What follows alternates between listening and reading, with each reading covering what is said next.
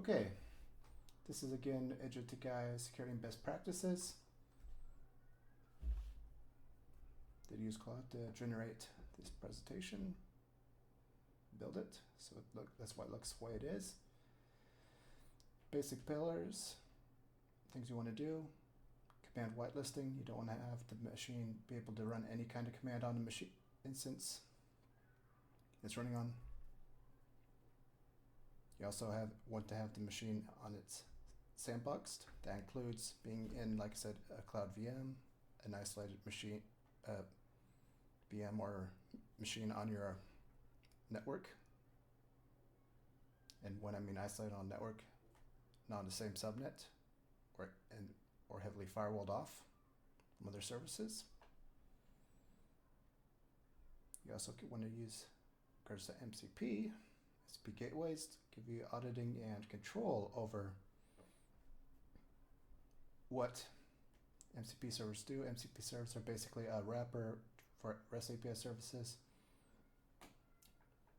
such as Trello or SMTP email, that you want your AI agent to interact with, and API credential security. That is, again, you don't want to store your API credentials for such as the backend large language model, Claude, OpenAI, in plain text. You want to pull them from a secret store such as AWS Secret Store or Azure Vaults, for example. Dedicated accounts. You don't want to have the agent use your own personal email account or personal work email account in case that there is malfunction. Want to minimize the blast radius. That's where using a separate email account for the AI agent comes in hand. If something goes wrong, at least your email, your work email or personal email are not affected. And of course, whitelisting for if you're doing chat for both email, chat users. You only want to allow, ideally, if possible, this is to prevent prompt injection from a malicious user. Authorize users to be able to interact with the AI agent. Of course, like I said, if it's a group shared agent, you might have issues with that. But again, like I said, we covered sandboxing, having it run on a dedicated VM or on a dedicated machine on the network. You can also do take sandboxing a level up. Machine, such as using Docker, basically subcontainerizing functionality such as web browser calls. And also, as we mentioned earlier, NVIDIA did release NemoClaw as an extension for OpenClaw, which is can provide better sandboxing than compared to the pre-existing Docker offering, but go into that. And finally, like I said, least privilege also ties in back with MCP gateways. You don't want to give the agent too much control. You want to only give it what it or access to services it needs, such as, like I said, if you're giving it, let's say,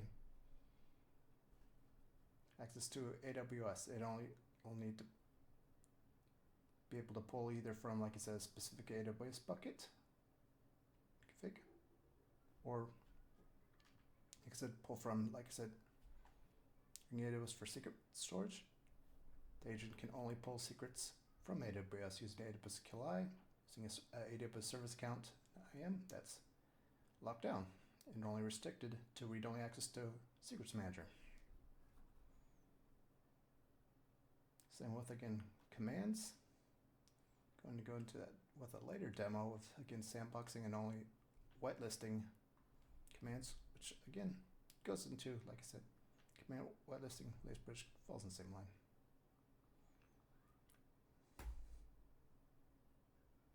Again, command whitelisting, again, define an explicit allow list, and use structured command schemas, parameterize, and of course, logging, support.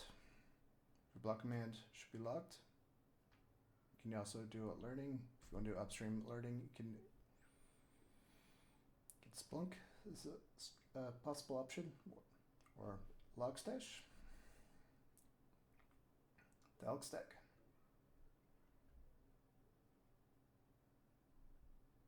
And like I said, with the allow list, specify each specific command, API call, MCP agent server, the agent can run, and it goes default deny for everything else, this null list.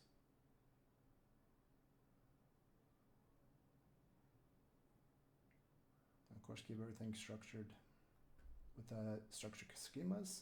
You can primarily JSON, which is how OpenClaw specifically handles configuration, as well as most of the other claws, IronClaw, ZeroClaw, PicoClaw, do as well.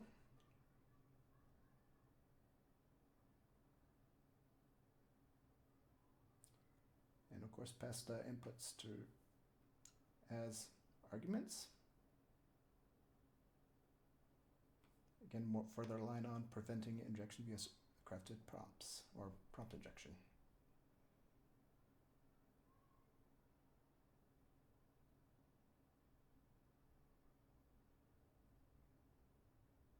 Arguments basically, after you hit named executable, such as ls dot, that will be the argument for ls to look for the current directory and pull information there. Okay, MCP gateways. Why you want to use them? Basically, they're a layer on top of, like I said, securing MCP. They provide policy enforcement, one-place control, auditing, rate limiting, and of course credential abstraction. The agents do not see the API keys. And availability to stop, revoke tool access, another one.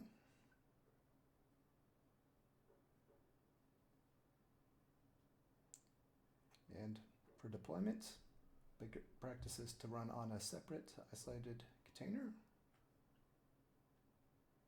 or process. MCP gateways, one is MCP Jungle. This one I've been evaluating for a group project. I'll get deep dive into that more during a later demo. Not today though, but and only expose the declared tools. Don't want to do dynamic allocation registration. And for gateway to agent to gateway request, that wants to be authenticated too, ideally with signed tokens, or you could also use MTLS. But most tokens for gateway is the most common. Showing that in the demo today, actually, with using tokens. Validate all tool inputs server-side before forwarding. That's the benefit of using open source MCP servers. You can see how they work, what they enable, provide. Go through documentation, and basically you want to go through each tool, enable only what you need as well, and monitor gateway logs using your SIM for anomalies. Again, you can for the logs upstream Splunk or the Elk stack.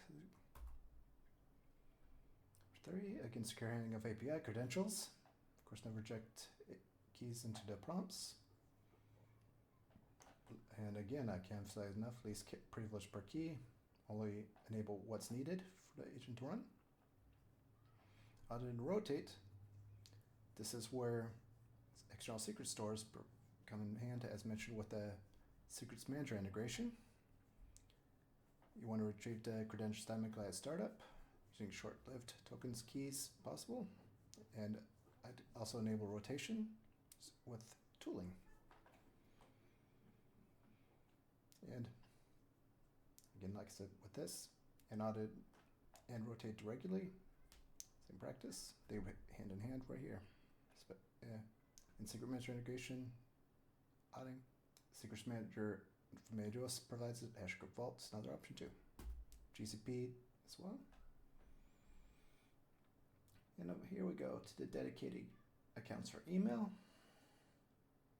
You want to use purpose-built mailboxes for AI agents rather than shared professional or work accounts. You want to be isolated. You want to limit the permissions only what's needed. And its own email address, of course. And you could also use addresses or labels for flows, another option. Or the big one, again, just use the dedicated email account. And finally, yes, you get full log, enable full auditing. Resend, receive, attachment should be logged, timestamps. That, or you can also, like I said, another option, prevent the AI agent from being able to delete emails.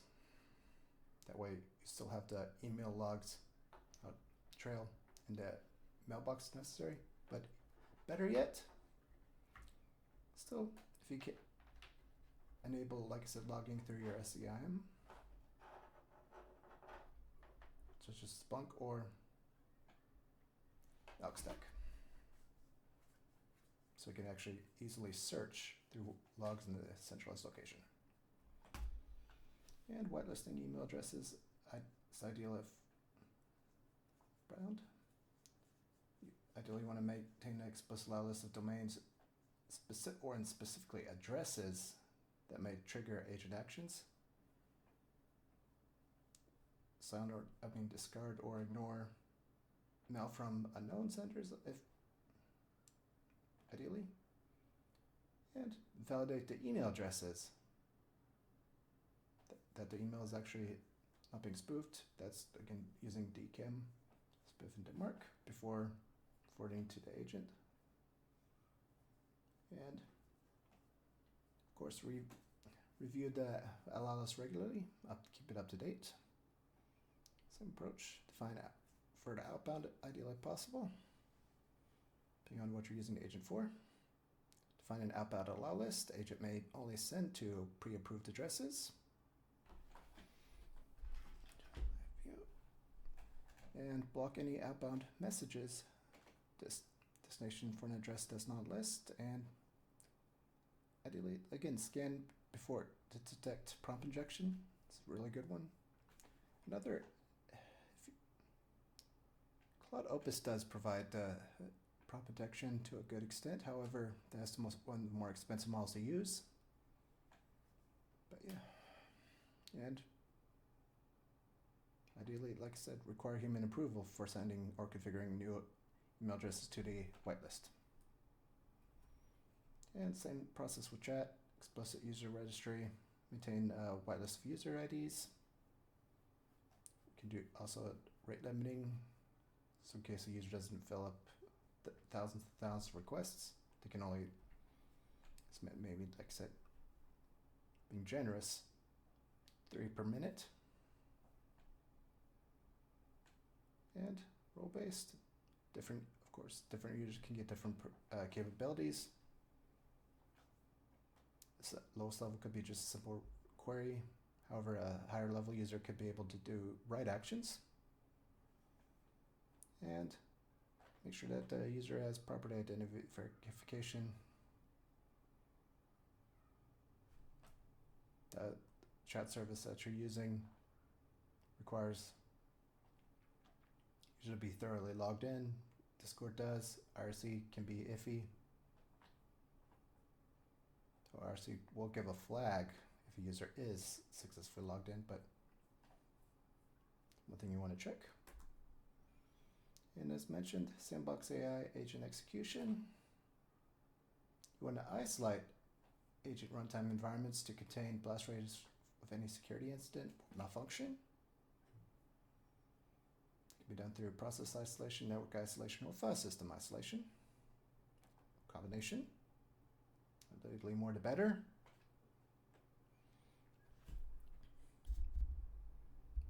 Increase the volume on that. You can run agents on separate containers or VMs. You can also, as mentioned, and you don't want to have shared memory or IPC with other services. And containers, like I said, using Docker, which are these containers can be destroyed after each task. And you can also use user namespace Linux to limit system call surface. That's under process isolation. Now, if you want to go to network isolation, you have default deny egress, which basically allow list to only required endpoints. No access to internal LAN VPC from agent containers. As mentioned, with isolation, either it's on a private cloud VM or it's on a private segment of your network. And all outbound traffic routed through the NPC gateway for NPC calls. So if you're using NPC, definitely you'll want to make sure everything is going through the NPC gateway. And you can also block metadata service endpoints from AWS, GCP, Azure. And file system isolation. Of course, you want to keep it as minimal as possible, so read-only access where possible. If it doesn't even need to have read access to a certain section of the file system, block that off. There. 10 file systems for agent working directory, base cleared on exit, firmware container, and no access to secrets or config outside injected environment variables, or paths filter in from the agent's faulting system. OpenClaw uses, like I said, it's just a combination of shell scripts, commands, as well as environment builds are another option.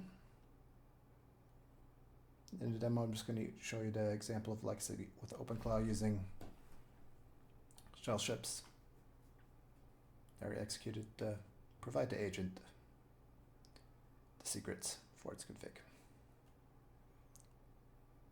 And if you're using CI, movable base images with that are non-goodly good.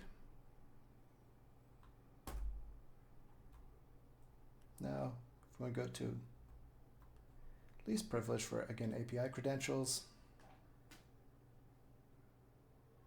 ideally, like I said, scope key and resource. An agent, for example, an agent that reads from an S3 bucket should only have scoped that bucket and path only, not the entire account, obviously, or even the whole bucket.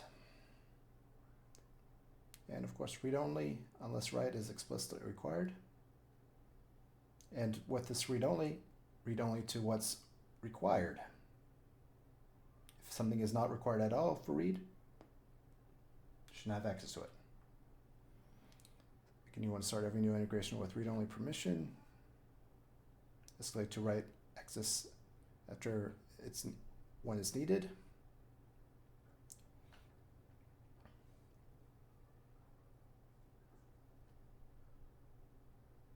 And of course, short-lived credentials are preferred, easily rotatable, using credential store such as AWS Secret Manager, which I'm sure it's demo, as well, or Vault, Scope Vault. You can also use, again, SIM or OAuth token exchange for short-lived credentials. However, those are the agents running on, like I said, a headless system that can be a challenge to maintain. See, because you have to. And of course, separate credentials per integration. Each agent should have its own separate set of keys or tokens, API key service accounts. For, like I said, the agent will have its own email, own account credentials for a Discord if it's a Discord bot. So, and of course, basically, you never use the same API across multiple integration or tools, because if one key is compromised, if you're using isolation, it can be revoked without impacting the other agent tool functionality. And of course, deploy agent responsibly, going through again, Just a quick overview, whitelist commands, email addresses, and chat users. Following a default deny. Least privilege necessary, of course. Whitelist. And route all tools through MCP gateway. This allows auditing, learning, and of course, never expose credentials directly. Always through a secret provider, such as AWS Secret Store or Azure Vault. And sandbox every agent. Isolate their process, network, and file system. Again, like I said, with the network, such as DigitalOcean VM, or VM and EC2 on its own VPC. Definitely want to have it on its own VPC, not a shared one.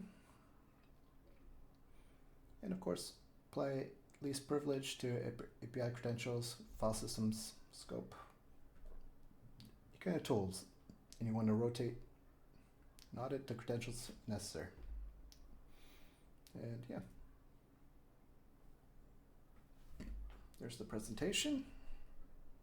Any questions?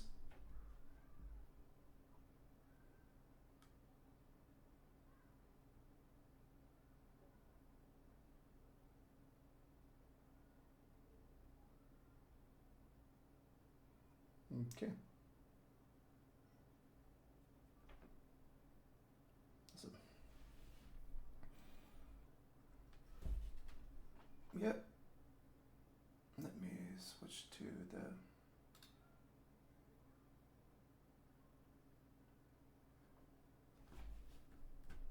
demo now.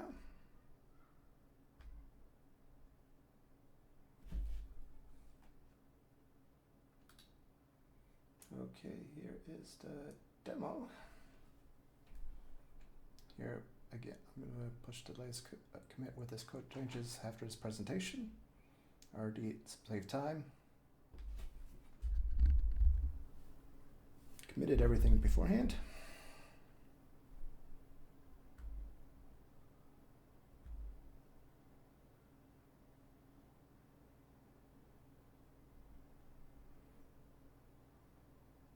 What we're going to do here is log into this VM.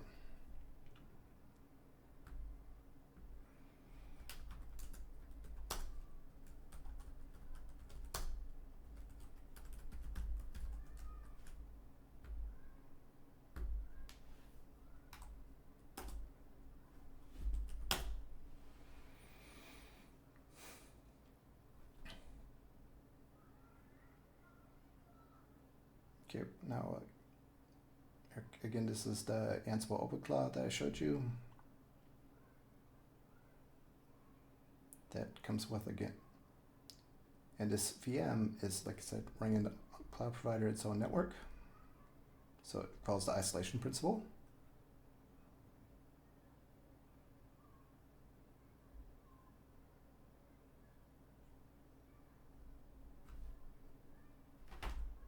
Now first, we will need to configure secrets. To do that, I will actually pull that up.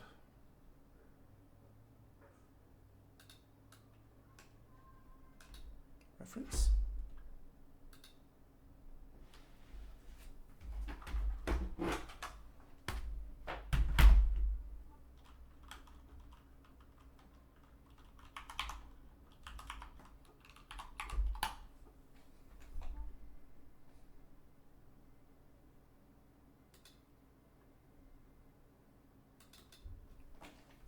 And so first, let's actually get the OpenClaw daemon set up. So we need to do OpenClaw configure.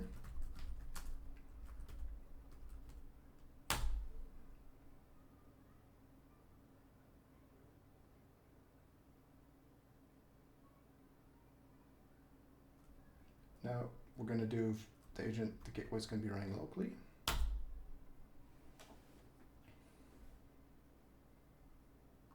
But first, I was configured a workspace, which is the standard OpenClaw workspace.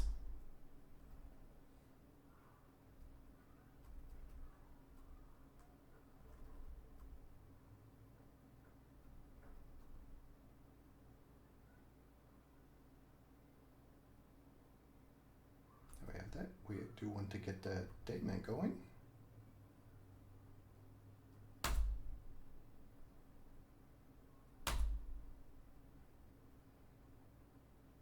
So we did the first, like I said, workspace daemon. Now, take a break, continue done. If we go to the in.openclaw folder,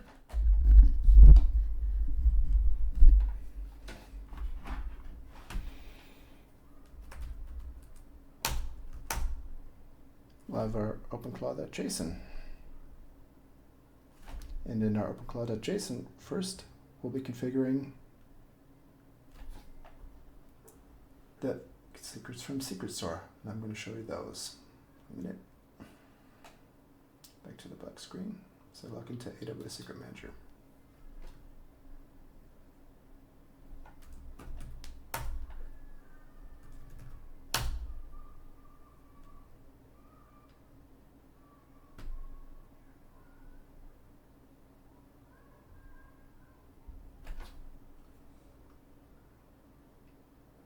The black screen. So in AWS, here we are. As you can see here, we're going to be, this script uses the AWS CLI, the Perform Secrets Manager. So first, we want to have under IAM, a service account with only read access permissions to Secret Manager. So if you go to IAM dashboard under users, you can create a user. I already did. OpenClaw dev user. See, just recently used for this demo. To do that, you can go under that. Then you can also go under, like I said, create the policy. You have the user created. Now I'm going to go to the policy, which I already did. I have to create an OpenClaw only devs read secret. And basically giving it only read access to, well, this kind of say write for decrypt. Over KMS is also, it's an extra layer of encryption for your secrets. It's a bit more costly to use. I'm not using it right now with this demo just to cut costs down, but you can always use the standard AWS encryption key for your secrets. Should be sufficient. So as you can see here, I only have enabled describe secret, get resource policy, get secret value, and the secret version IDs and list secrets. Can do this in this, like I said, editor, both visual and JSON. Go do visual.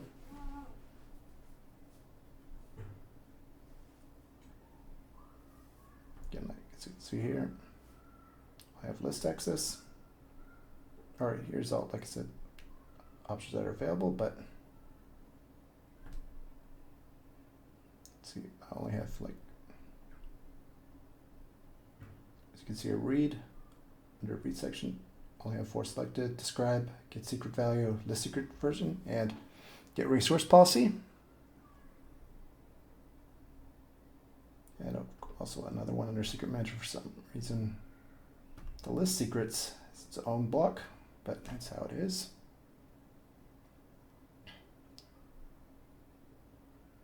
Now, of course, if you do want to use the KMS,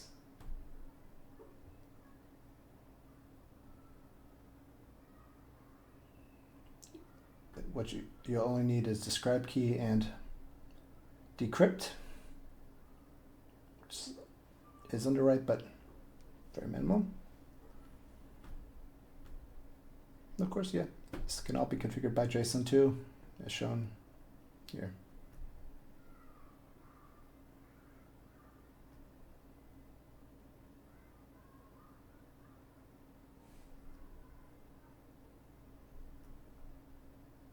Now I showed you the building of the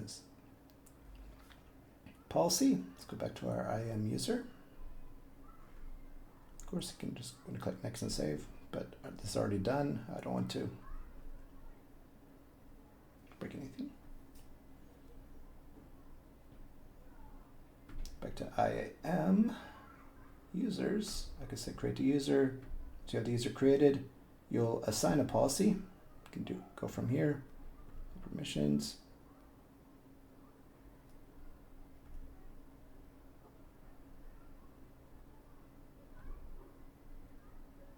And once you do that, you want to do an attach policy directly, as mentioned, OpenClaw, which since it's already added, I can't re-add it, but you just want to search for the policy you did create and save.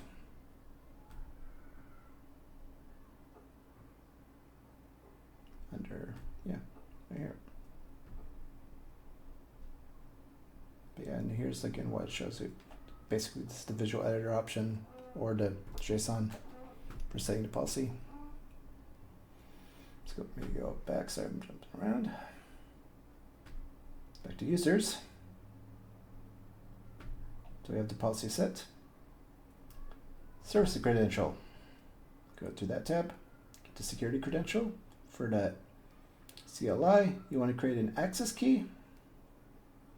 So you do that, I already have two, one for the local laptop, another for this VM instance. However, this was a rebuilt it VM, so I am going to have to rebuild this one. Good for you. So easily you can first have to do a deactivate, then delete.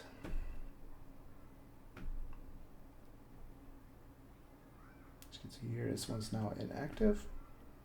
Delete. And of course the user, dev user. Delete. I'm going to create an access key. Here we go. This is for a command line interface, AWS CLI. Other. You don't want, you just want, like I said, the first option, the command line interface. And you understand the recommendation and want to proceed to create an access key. Next. Let's give it a name, tag.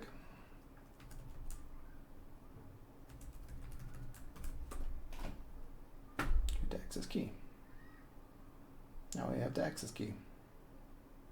Don't have to copy the access key. Let's go back to our VM image. Here we want to do an AWS configure.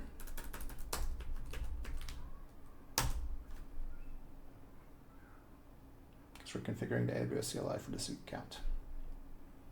Paste in the access key. So drop real quick for credential that I'm going to be pasting in. So here's the black screen again.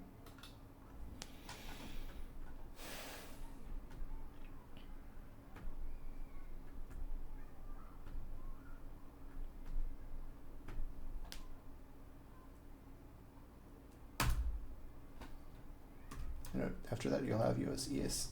Type in your region. I'm using US East 2. Now format, just click none, and I'll do a click clear, and I can go back to the showing the screen.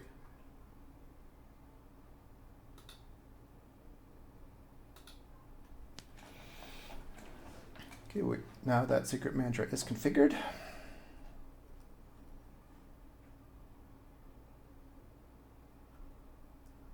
We're going to go start OpenClaw configure. Or actually better.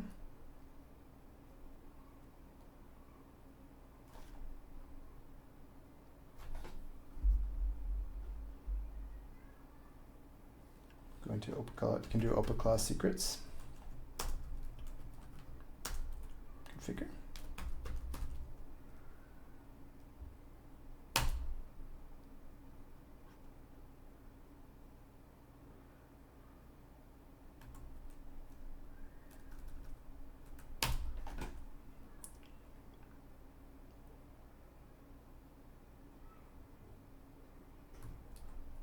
Sorry, I'll just configure.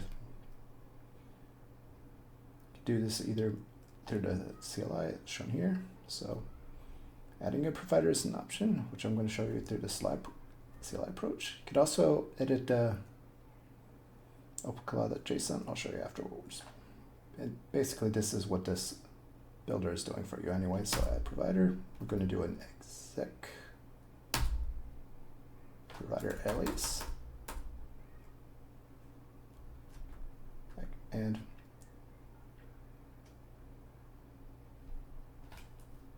we're going to call this AWS_Claude because this is our Claude credential. Command path.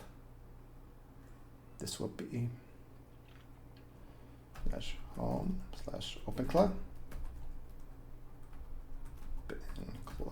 /scripts. Now this is the get AWS secret.sh script. There I have in the scripts directory.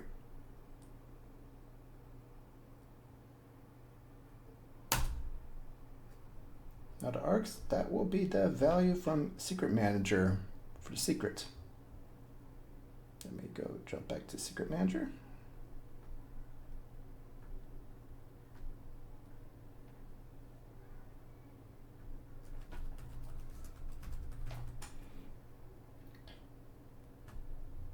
Here, secret manager, we have a list of secrets. How I name them is basically, such as this dummy one for gateway token.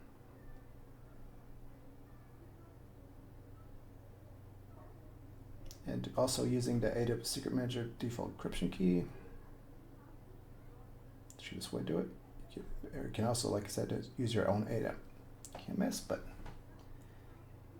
configure the secret name as the key, and the value will be the secret.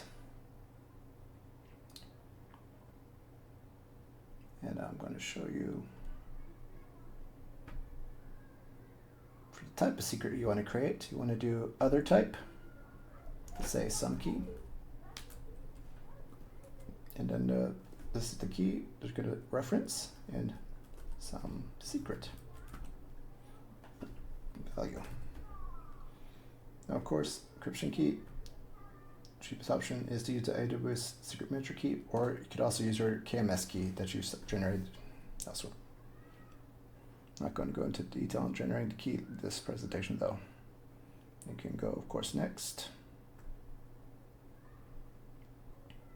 The secret name, I keep the key value and the secret name the same, so the key. So let's say some key.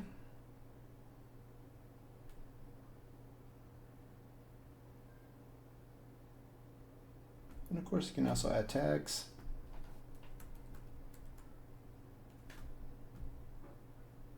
Such as your environment, product, or dev.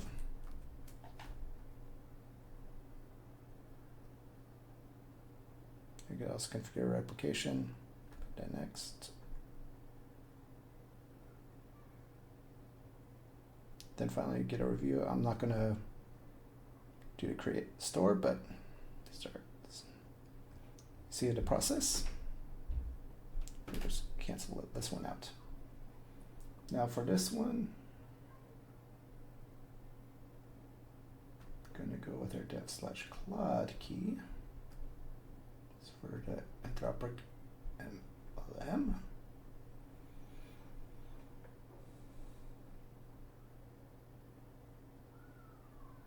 With this script created, I just pass in the key value shown here. This has to be coded though.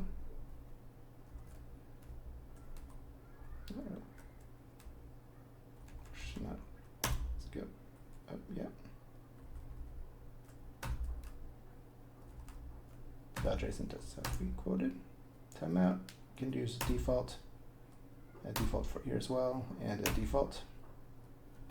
For this case, the script, no for the JSON only response. Can leave blank for none. Also use trusted errors blank for none.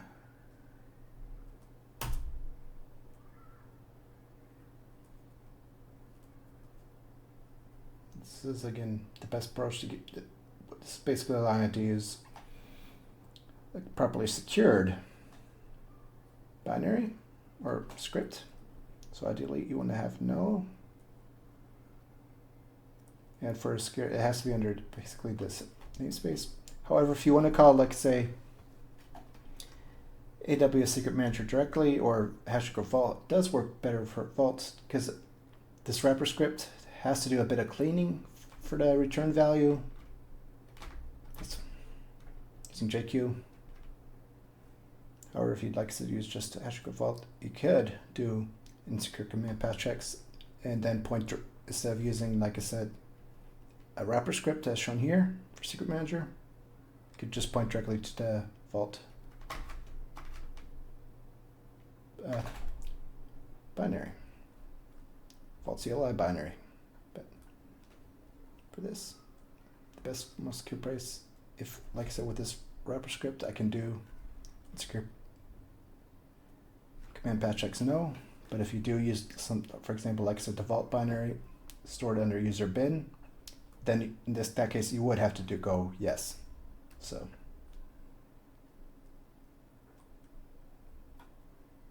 I guess nope. And for similar command paths, usually that's, especially if you do Vault command or binary, that's basically best to use yes.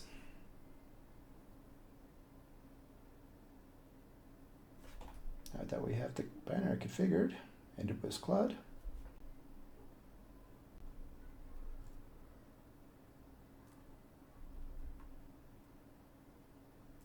can add another one or to continue. However, the issue is, as mentioned, we did not configure the gateway. So to fit, we're going to have to go back. Let's go back and do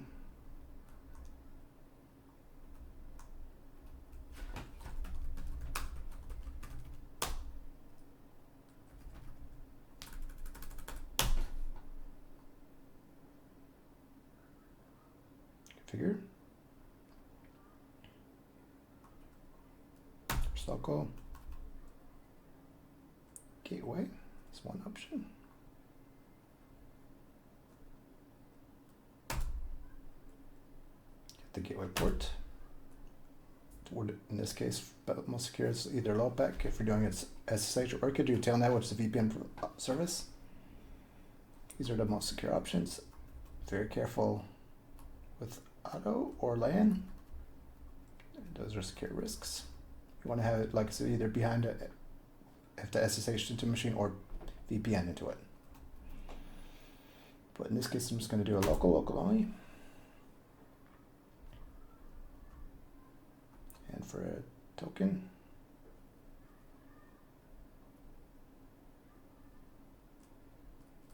I use a token. We're not using a tail scale, so that's going to be off.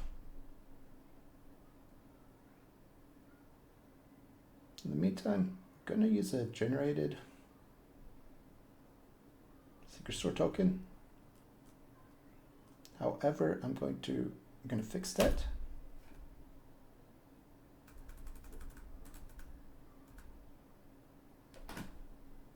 Go back to Secret Manager. Again, this is a disposable machine, so in this case, I will show you the secret value, because this will be cleared off after we're done. The secret will be deleted. So we're going to use this copied pre-generated token.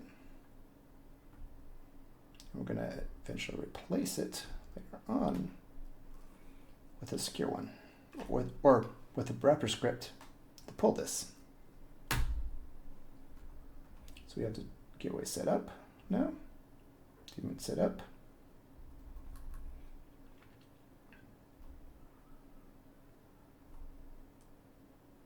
Now configure the model.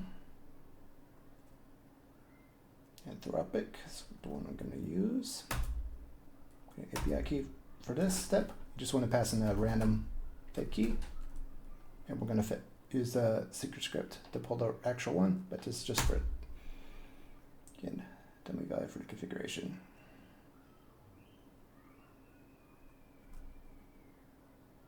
Let's go back.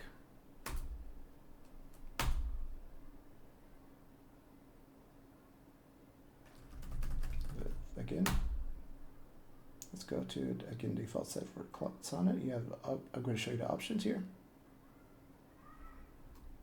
Again, you have the first list for best overall value. Sonnet is it. If you want to go extra high on security with better prompt protection, there's Opus. However, that is much more expensive to use. But for, again, value, Sonnet 4.6 is I'm going to use for this demonstration. But if, like I said, if security is even more important than value, or if you're willing to pay the extra price, you can use Opus. That does give you better prompt injection protection. There we have that. Now we can go continue, and now we can actually go back and configure our secrets. Because secrets configure, we have a secret for our gateway token, which should go first. Good. So add provider exec, provider alias. This will be AWS gateway token.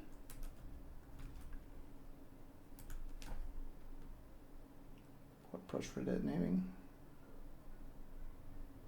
Next, I'm going to clear this one out.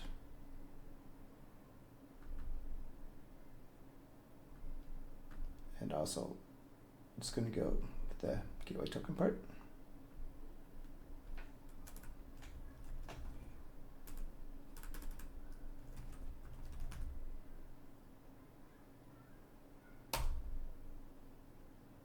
Here's the path. We have to do the home / OpenClaw. OpenClaw scripts and our git AWS secret .sh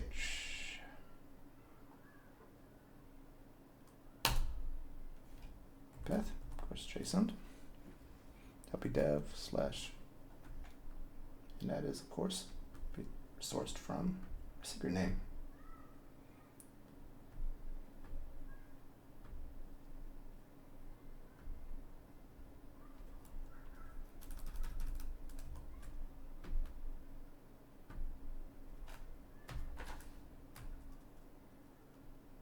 Quote, timeout, and it can be default.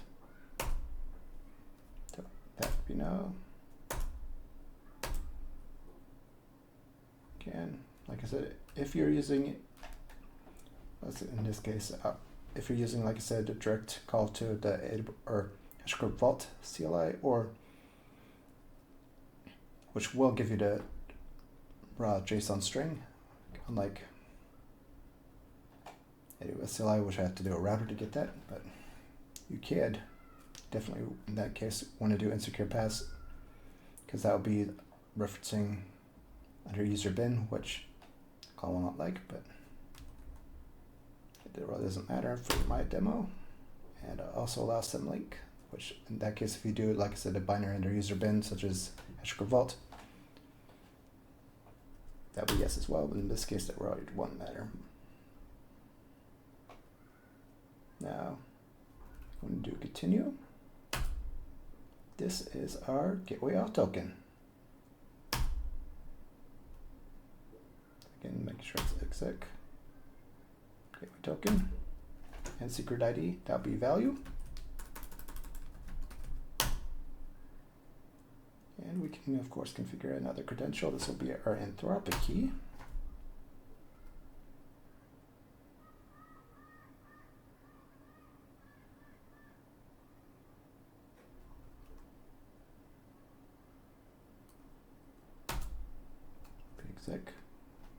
This would be AWS Cloud, which what I like to name it. DB value.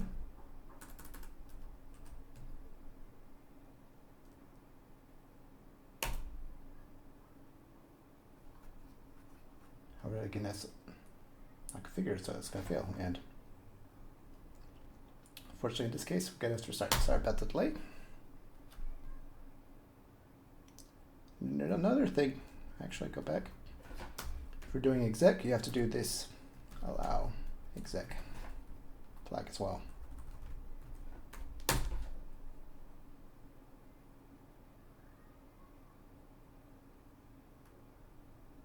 Provider, exec, AWS gateway. That home slash. Yep.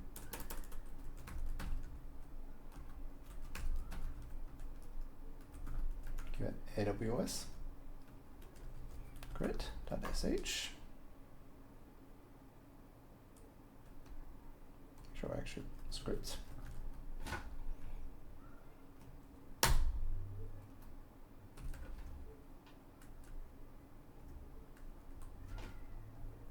There are secrets.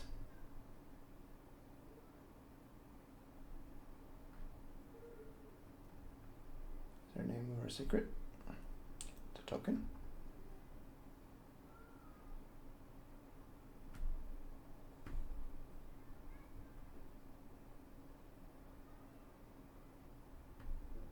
And yeah, I think be careful. What brush to do this?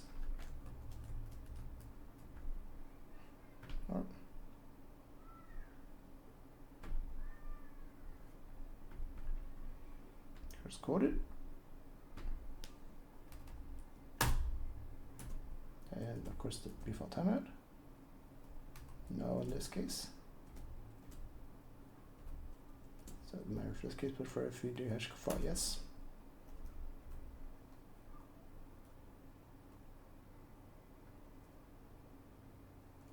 And now we're going to move on to credential mapping.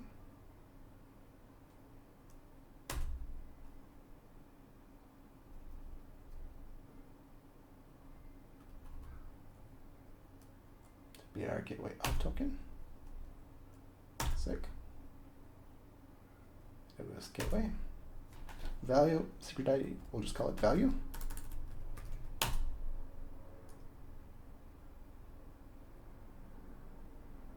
why did our gateway fail? Let's actually debug in.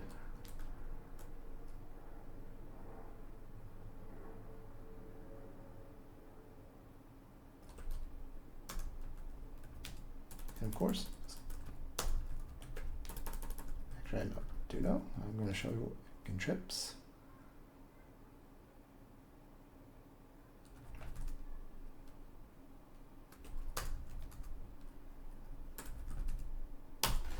There's a typo in this script. It should be just exit. Because if you return that, will exit too. This is the script that we're actually pulling from.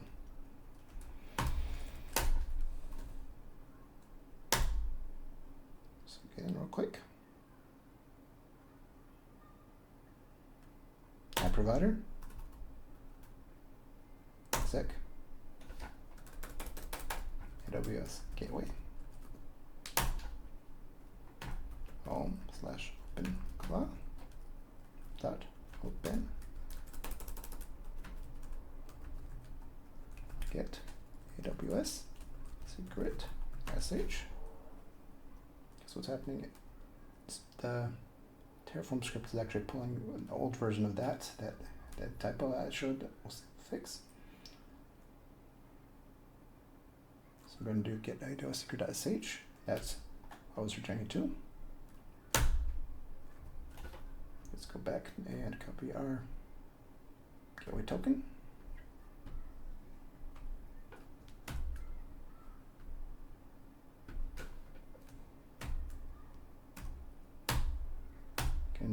Can use default. Okay, so no. Default's here. If you, in my case, this really doesn't matter. Ideally, this bridge should be no, but do yes, and yes. Both yes are, like I said, if you're using, like I said, hash default, but now I want to do continue. Is our gateway auth token? Exec. Yes, that gateway and secret ID value.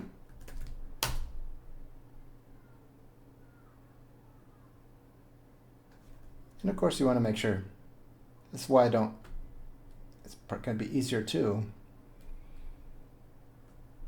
type this stuff in as you go instead of, because I typed in the wrong command path. Sorry about this.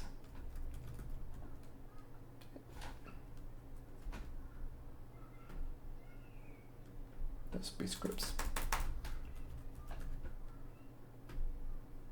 I'll do a copy and paste. And we'll also do a cat to make sure we can show that we're looking at the correct script, which we are here.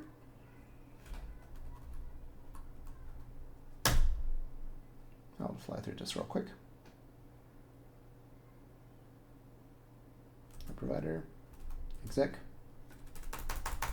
AWS gateway, path, absolute, path of the script file, args, quoted, secret name,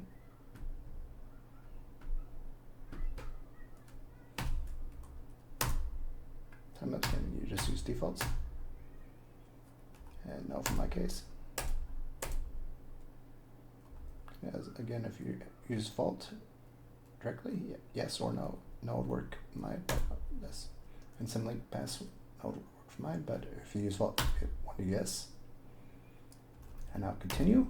We'll have our gateway auth token, exec, AWS gateway, secret ID again value.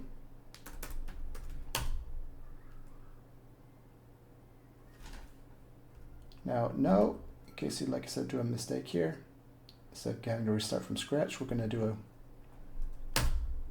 we're going to go through the process again for another one. But as you can see here, we have a plan, it's generated, it's valid, it, tested that, obviously the script that's being called is in the correct path. You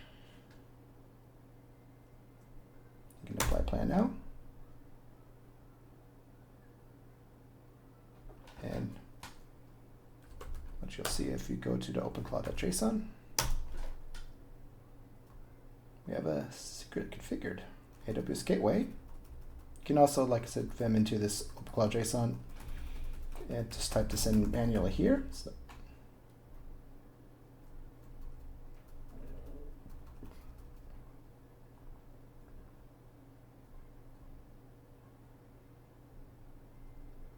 and our gateway credential stored as text value in our OpenClaw.json is now being pulled from AWS Secret Store.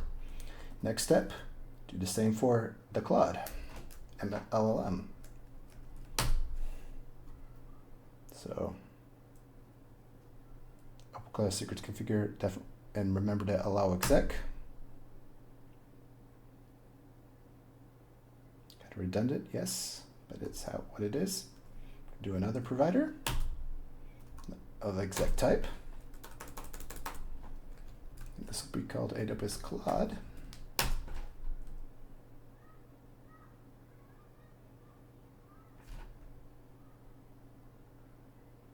And this will be home/secrets, home/OpenClaw.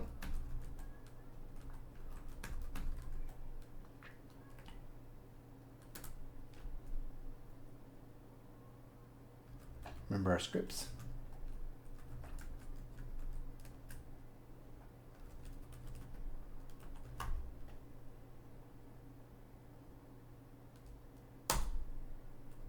I'm going to pass in quoted secret string. Go back to secret manager, get the name of our Claude token, dev/Claude.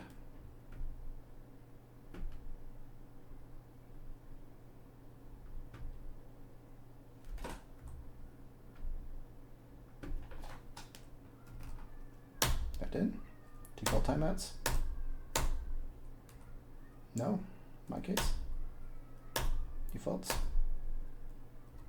So again, make much difference in my case. So do yes, especially if you're doing HashiCorp Vault. Do continue. This is our Anthropic key, so we're going to select that. Exec. AWS Claude. Type that in and it matches what you provided a provider alias up there. Secure just value.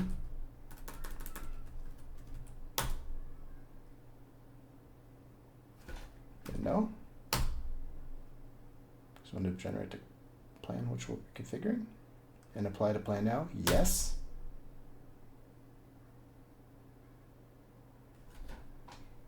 And let's go. We'll see this in our OpenClaw JSON, which of course, like I said, you cannot type this in manually too, the JSON. We have that configured, the agent configured, API key, of course secrets. One for AWS Gateway and the other one for AWS Cloud. And of course, this could be all done.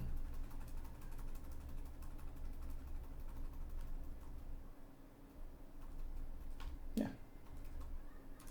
Now we're ready to actually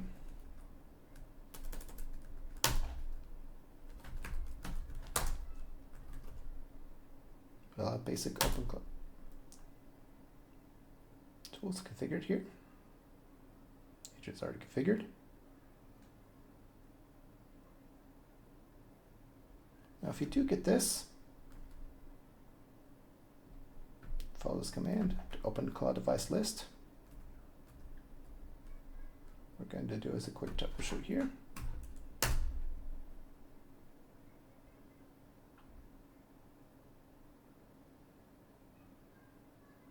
We need to approve this device list request for our gateway.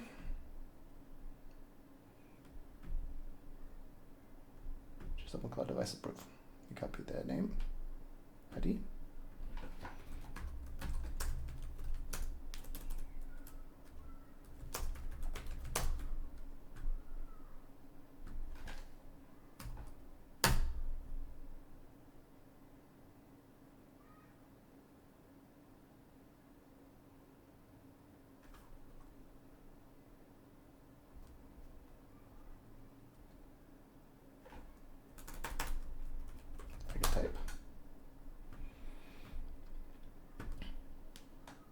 Devices approve.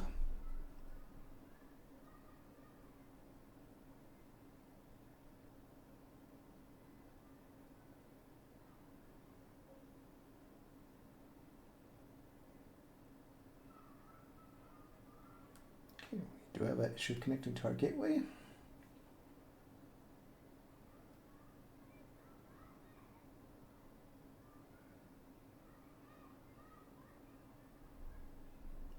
Going back in there too.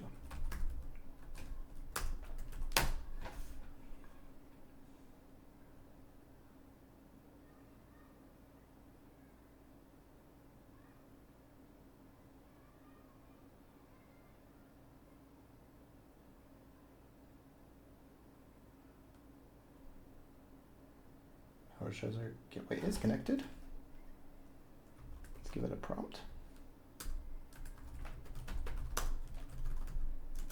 And let's say St. Louis. Oh, con Cloud for this.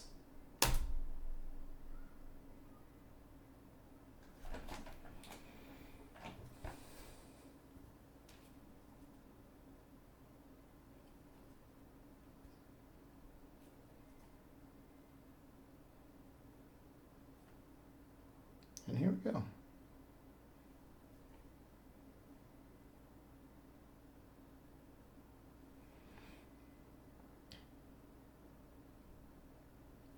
We're pulling both from Secrets Manager, as you can see from here. We just recently pulled gateway token.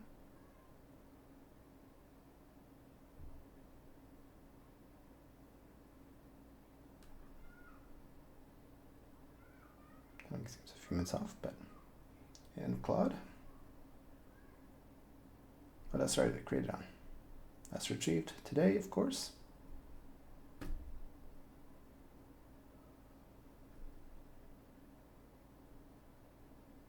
Unfortunately, it only shows you the day of retrieval, but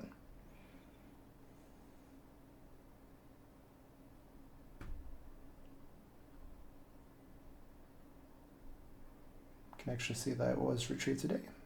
It's bare minimum. But it is pulled from there. Back actually 1 minute. Yeah.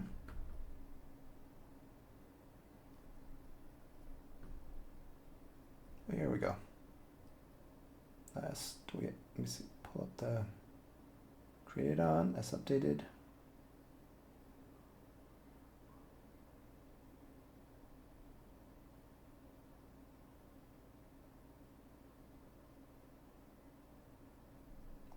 Yeah, like I said, it would be a nice feature if it did show when it was last retrieved. Or it does actually, yeah. Last retrieved. Do I not have that view on my...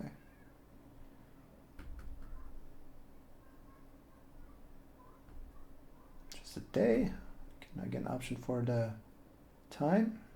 We only have the day, okay. But still, if you could give the time, that'd be better. Fortunately, it doesn't in AWS, so. That now, I'm gonna exit out of here and configure MCP porter.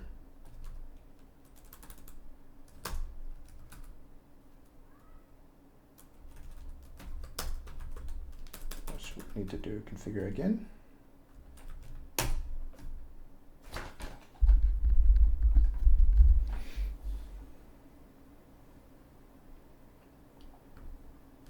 And local. This will be now under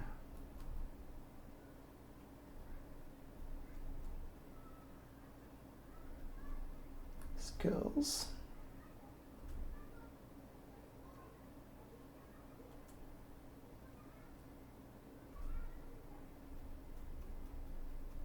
We'll have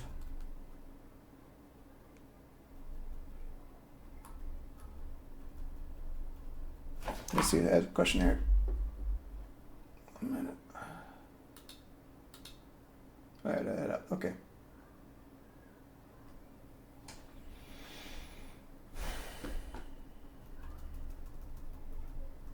MCP porter. Of course, I have to make sure it's selected with space. Hit enter. How will we install it? PnPM is the best approach.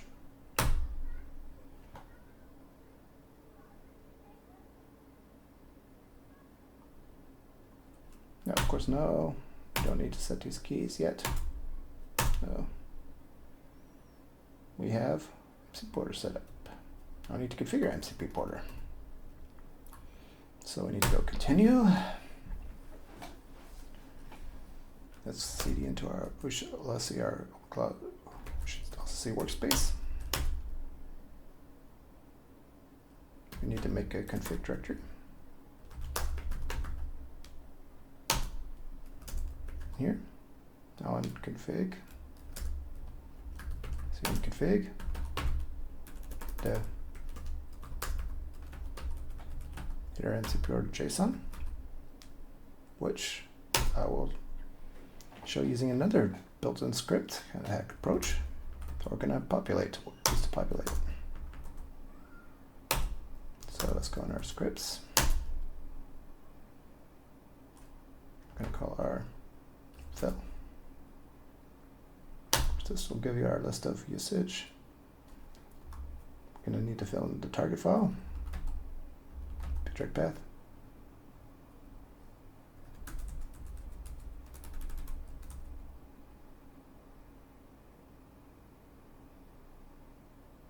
Should be under workspace. Config. Porter JSON. Secretless file, which I actually, sorry, I did forget to create. Oh, that's very basic. Simple keys.txt. Machine though.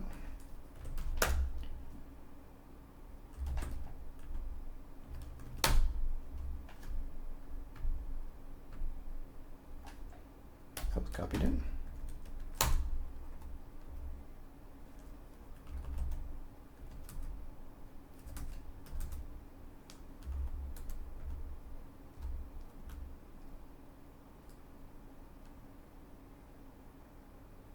file. Our queues.txt, and then path to get AWS secret sh.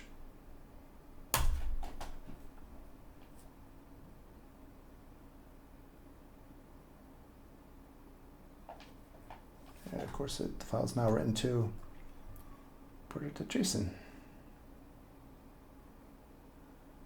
And we do have MC porter going, so let's have here. List.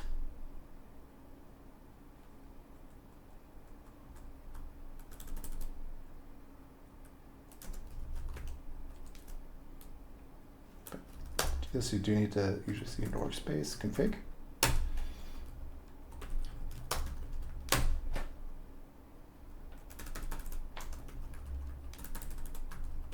Updates tools.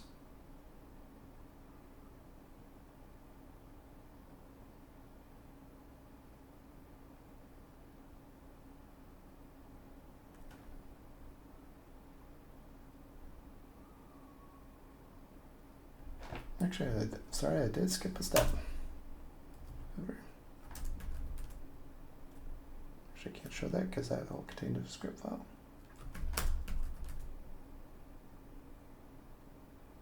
That was again my bad mistake.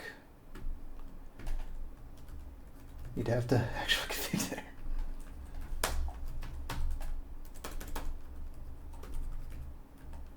Support JSON. This is see here, just a templated out version of the JSON config that the other script I showed will fill in. I was skipping ahead myself, so we need to add that in first.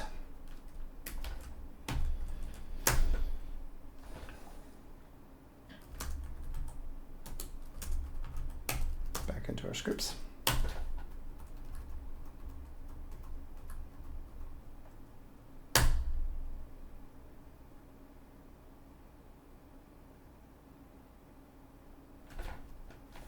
Now we can do MC.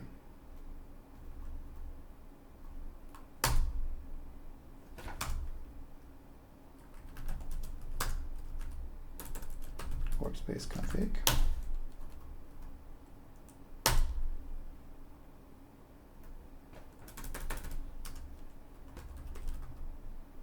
Import.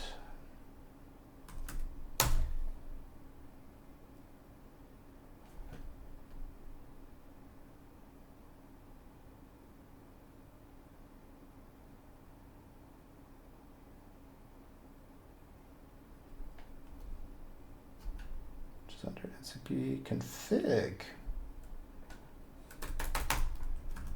See here, import.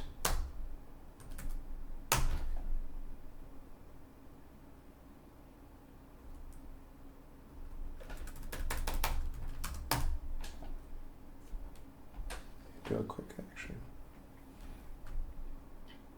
Should be right. 1 minute.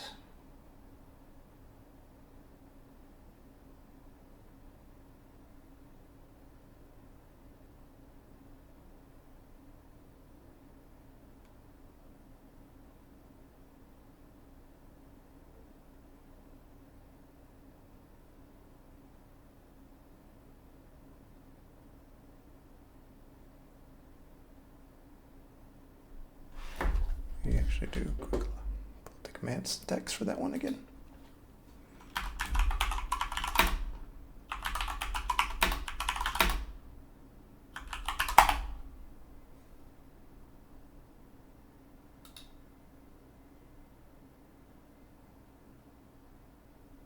It's just okay.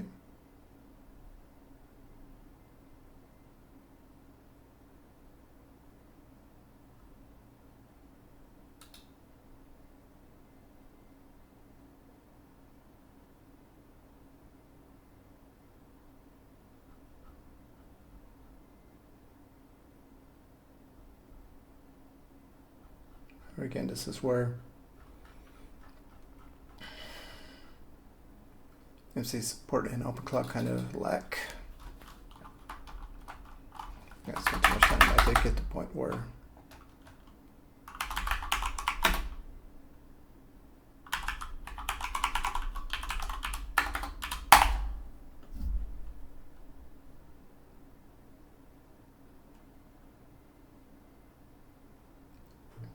here.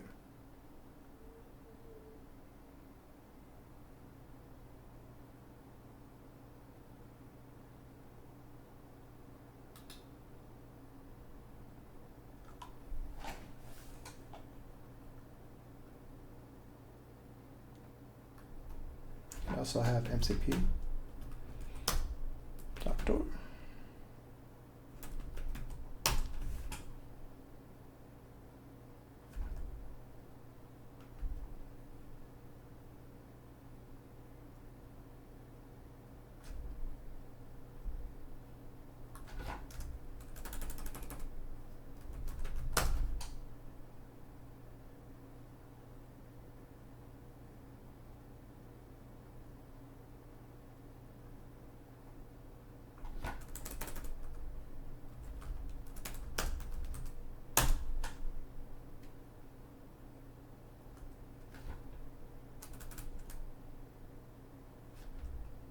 Minute. Why is it taking?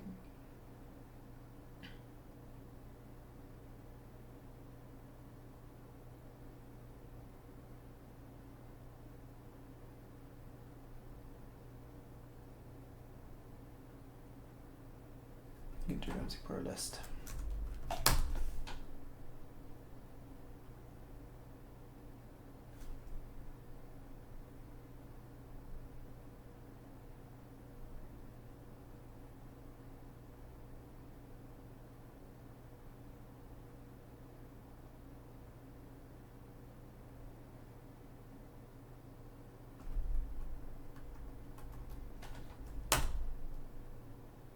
The name correct.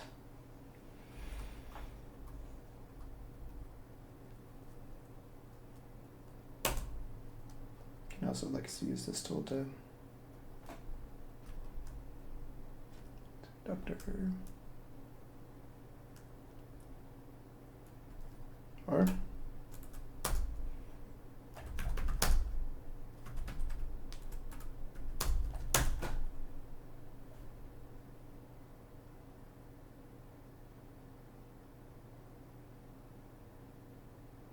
see the flags here. If you want to do it, like I said, about the config run, but we already had config file generated, configured. However, again, let's go back up here.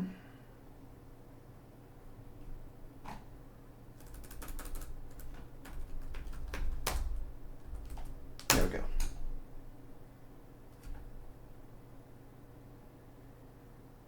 No?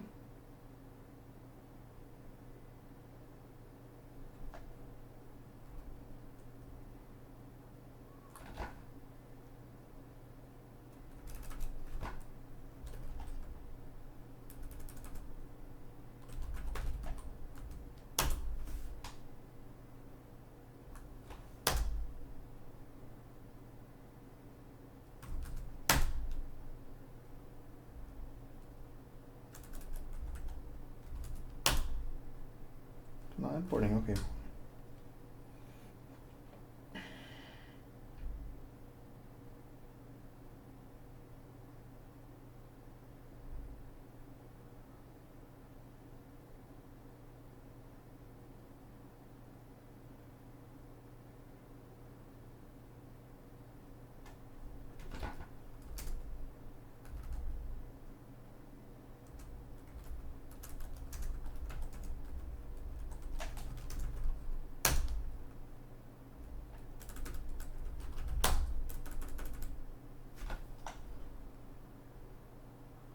I want to spend a few more minutes trying to fix this issue.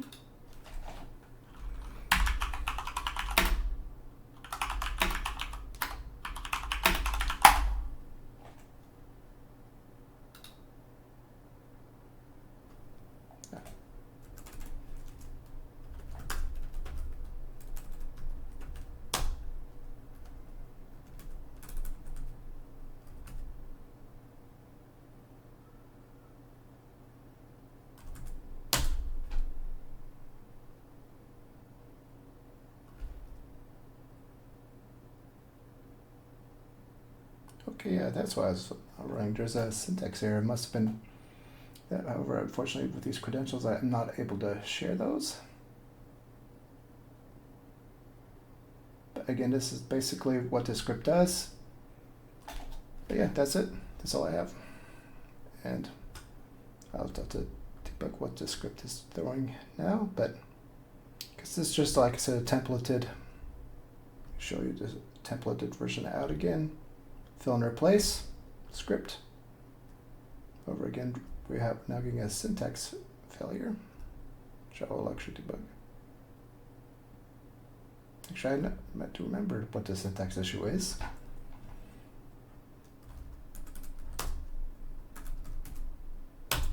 Let's actually fix that. I'm going to get AWS secrets.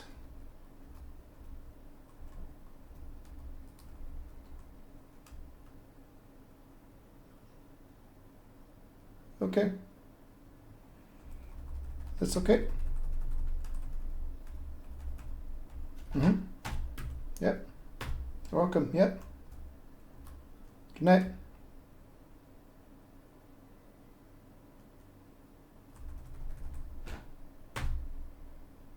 That's in the dash R.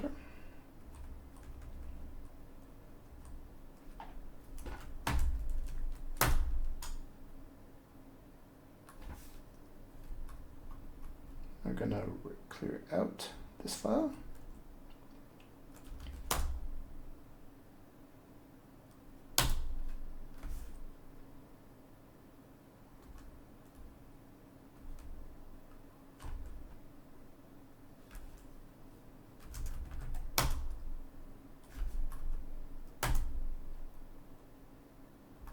And then vim another one in.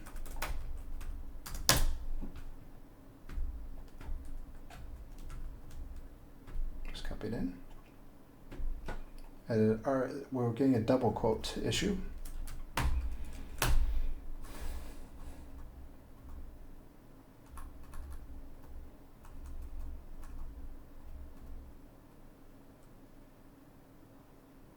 Let's go back to our scripts.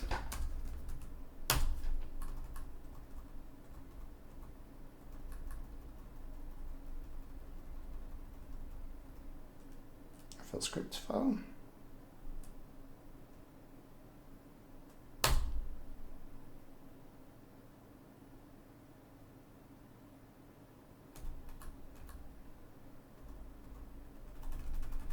Back to menu.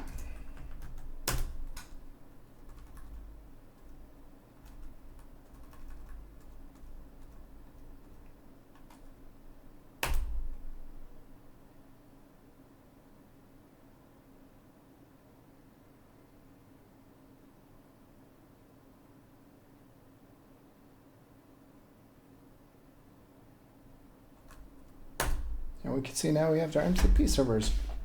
Or at least they know working today. We haven't been able to reach the Trello one for some technical issue. Now, Julie, again, sent an email.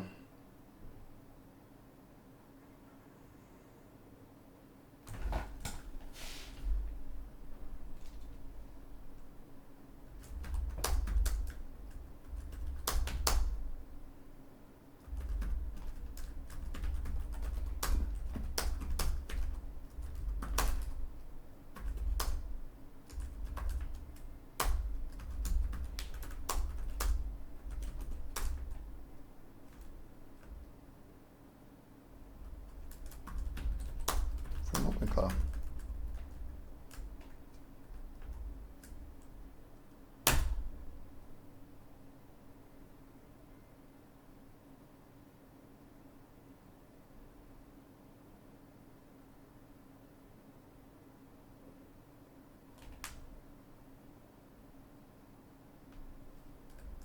Yeah, I have to use the name of the email server.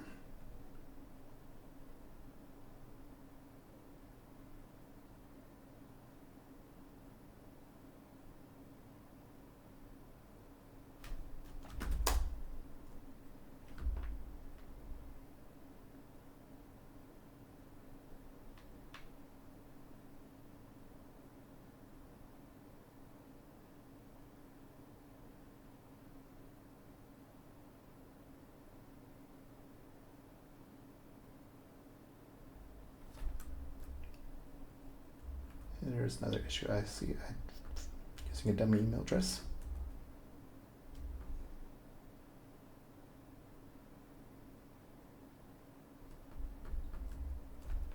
He actually comes out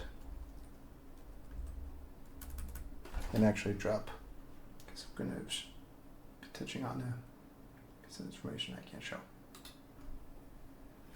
Let me go to my workspace.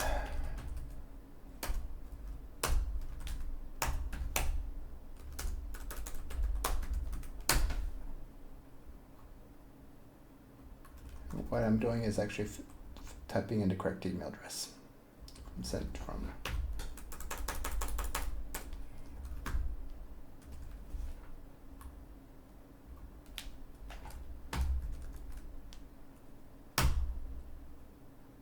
Now that we're out of there, going back, and I will be back to OpenClaw 2.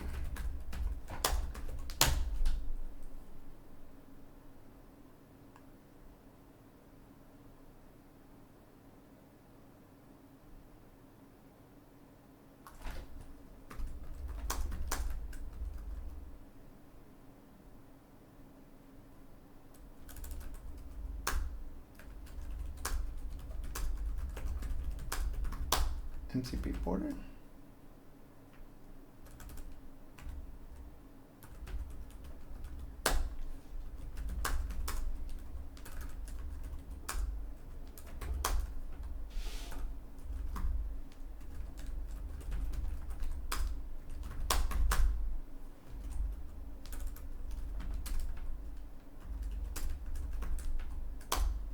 The body from OpenClaw.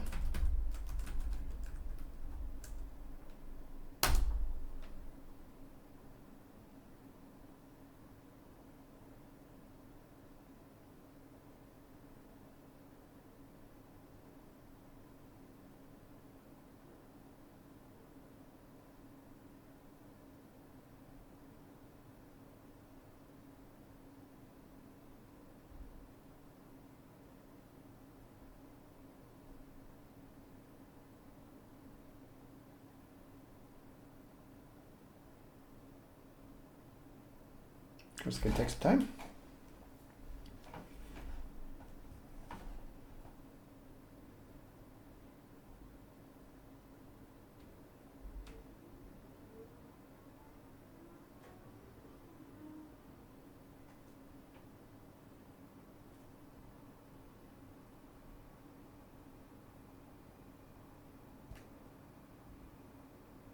It's still going.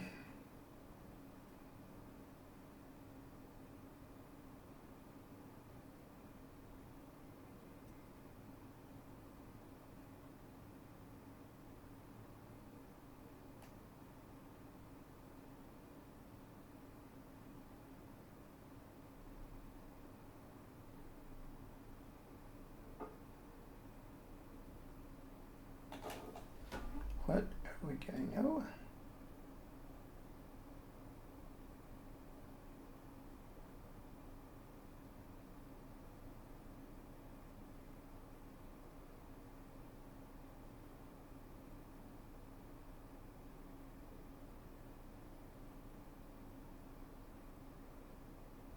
We have a credential issue. Let's go back to our black screen.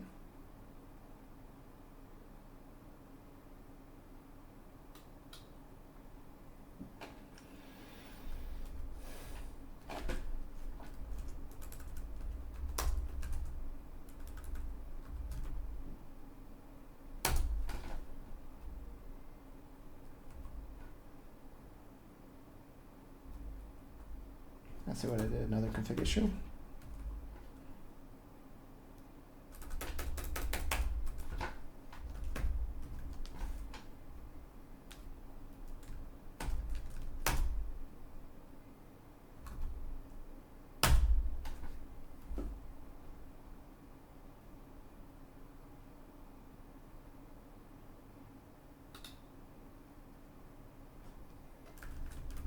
We'll try again.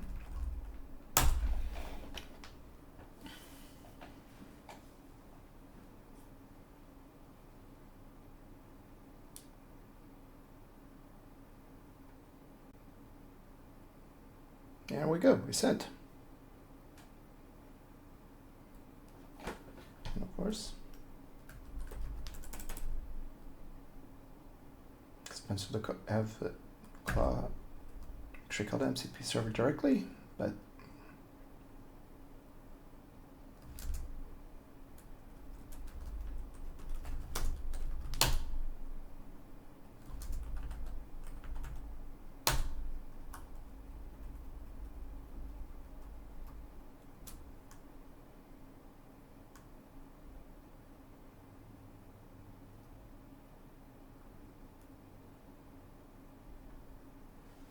over. I'm gonna try.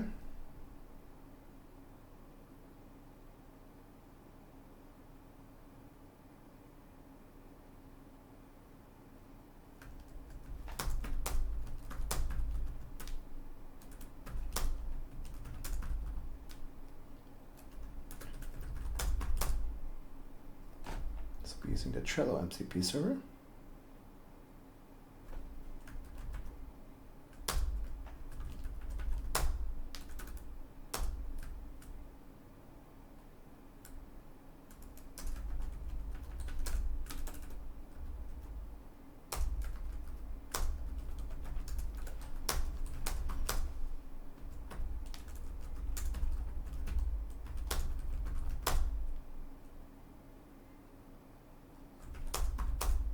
Events, Trello board.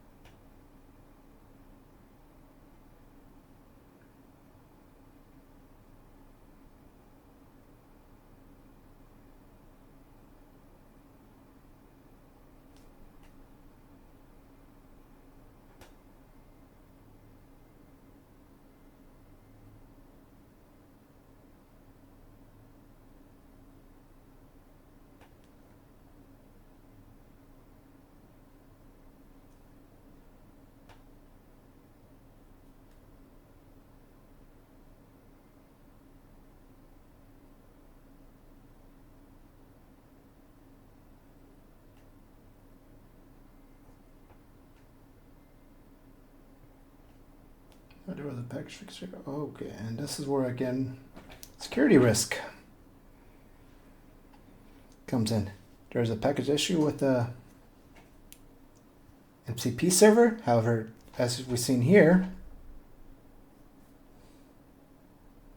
we just bypassed the MCP server and used Trello API directly.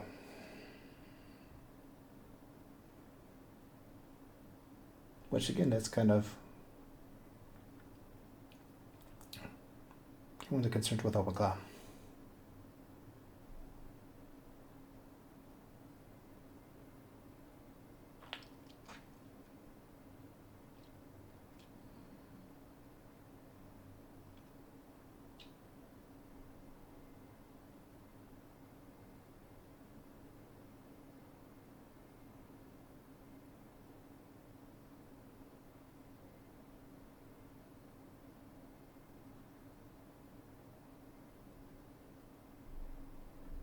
You know what? Yeah. We overwrite the config. I can't really show it because it does have a credential. I'll use a different MCP server than what was supposed to. We did use MCP server, but we update the config. But yeah. Actually, I'm gonna do a quick check. I'm gonna do a black screen though.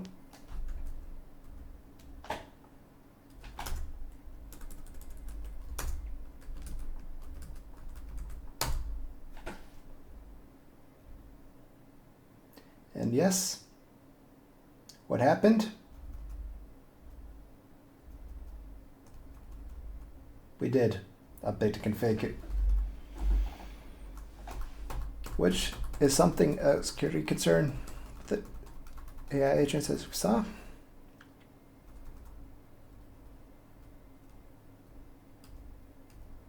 What? Let me actually clear out these credentials so I can show you what happened.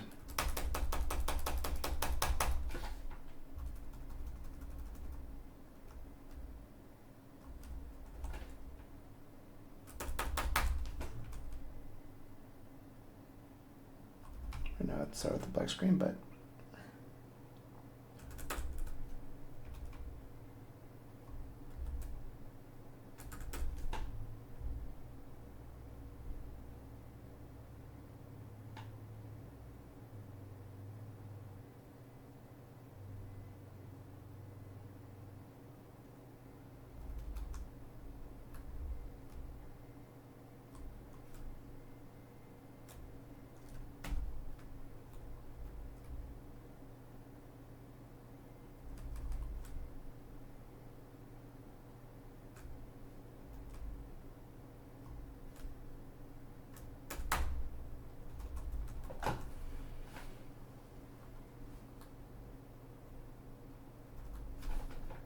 the credentials cleared out.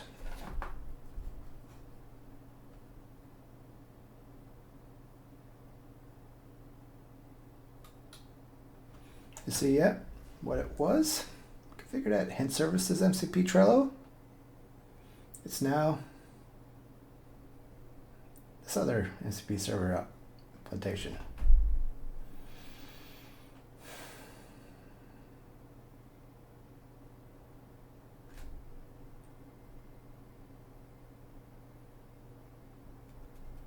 This again, just showing you a risk that there is.